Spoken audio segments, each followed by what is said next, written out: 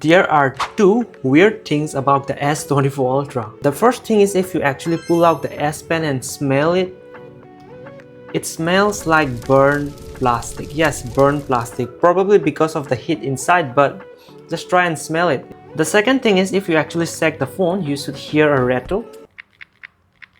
Can you hear it? Some people are actually concerned about this and there are discussions in discussion forums.